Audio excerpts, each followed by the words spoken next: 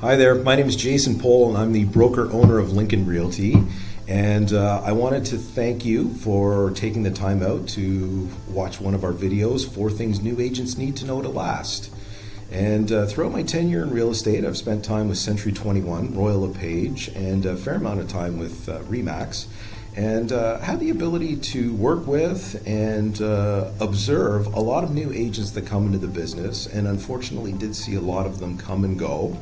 And so now that I'm a broker owner, thought I would put this video out there for young agents or agents that are maybe 1 to 3 years in the business, and just help them get on track as far as the real estate business and kind of realign your focus so that you can have a lot longer longevity in the business. So without further ado, let's get started. Just some quick realtor facts here, and these are statistics about the business and realtors in general. 87% of newly licensed realtors call it quits after year 3, and that's a pretty common statistic around the world. And we all know that real estate does have a very high failure rate, so we want to make sure that we're putting our efforts and concentrating our focus in the areas that will help us stay in the business. This is more of a local statistic. 34.6% of TREB realtors complete 0 deals a year. And just an extension of that, 51.3% of realtors belonging to the Toronto Real Estate Board do 1 or less deals a year. Currently, right now, the Toronto Real Estate Board has about 61,000 members. So more than 30,000 agents in the Toronto area do 1 or less deals a year. So that's cause for optimism because it means that even though the numbers are high as far as the quantity of realtors, the ones that are actually producing, not that high.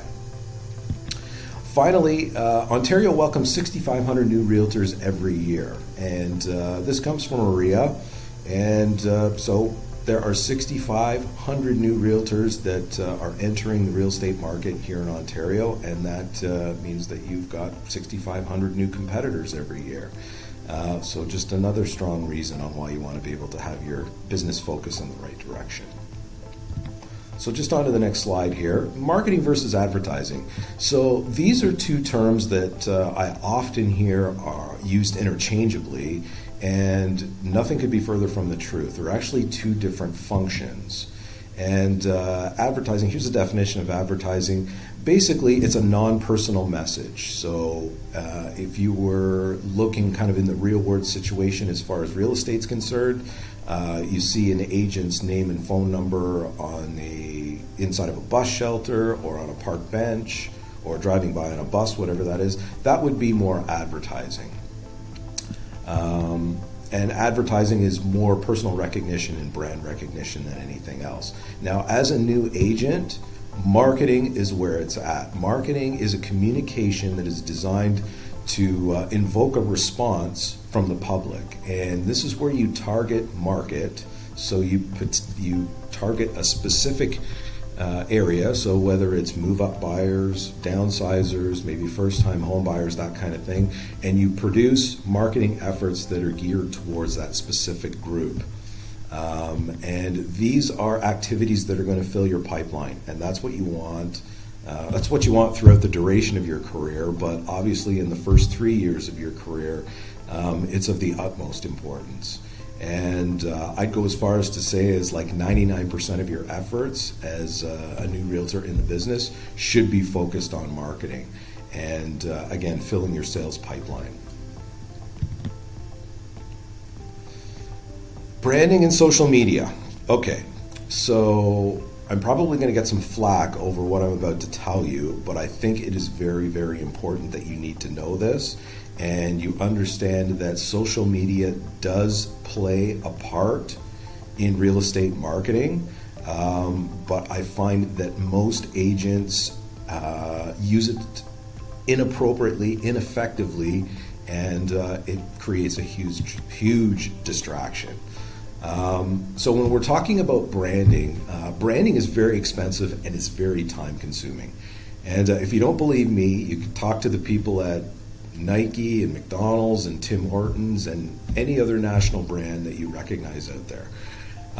These companies literally spent billions of dollars and have spent decades of time to be able to create the brand that they have, to have their logo or their colors recognized.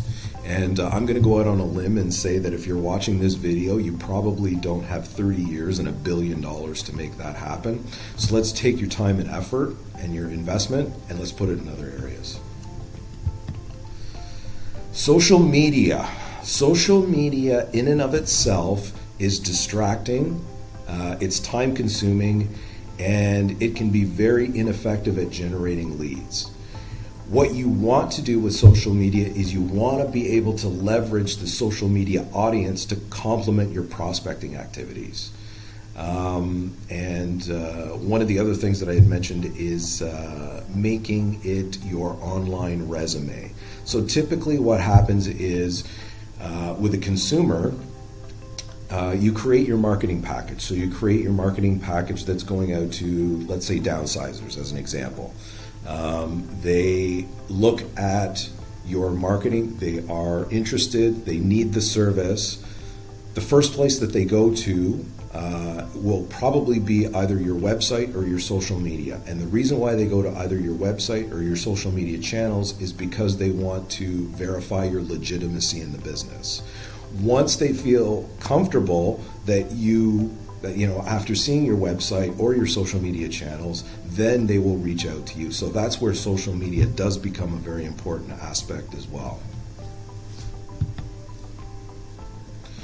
Systems and consistency. I don't think I have to explain why this matters, but I'm going to anyway.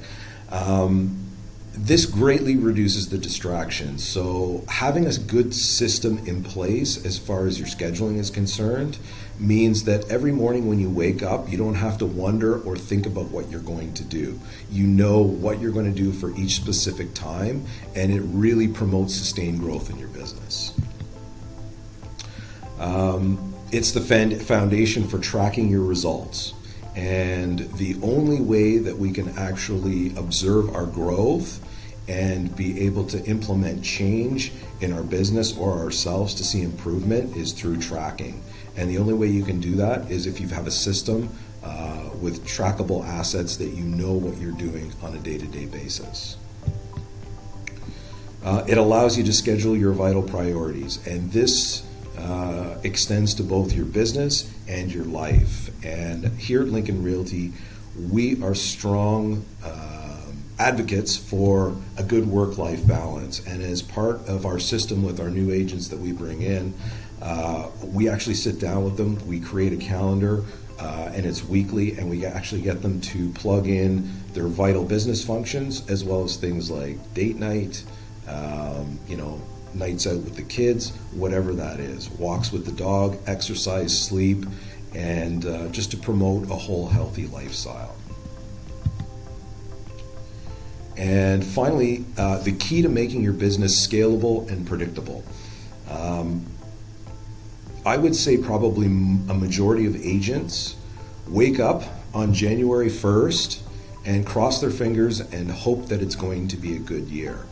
By having the systems and the consistency in place, you can now wake up on January 1st and know that you have a system, a business model that is going to consistently generate leads, that is going to result to contracts, that is going to result to deals, and you don't have to cross your fingers and hope that things are going to go well. You can actually focus your time on scaling these business to make it the size that you want. And that is one of the big things that we promote here, is having that scalability and predictability when it does come to your business model.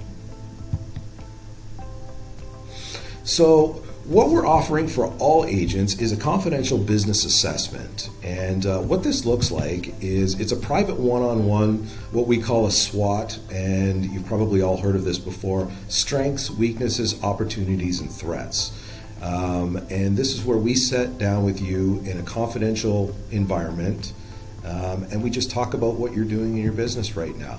We summarize your business activities to date, so we look at some of your wins, we look at some of your losses, and we provide key insights to have an immediate impact on your business. So we want to be able to give you tools, give you ideas to help you expand your knowledge and also be able to improve your overall business model. And finally, develop rapport and promote future cooperation. Despite the amount of technology that has been implemented in the real estate industry, real estate still remains a relationship business. And if anything else, we want to be able to help you. We want to be able to help you grow so that we have a healthy real estate industry here in the Toronto area and Ontario in general. And so please feel free to reach out to us and schedule your time, and we would love to sit down with you and see what we can do to improve your business and improve your life. Thank you again very much for your time watching this video, and stay good out there.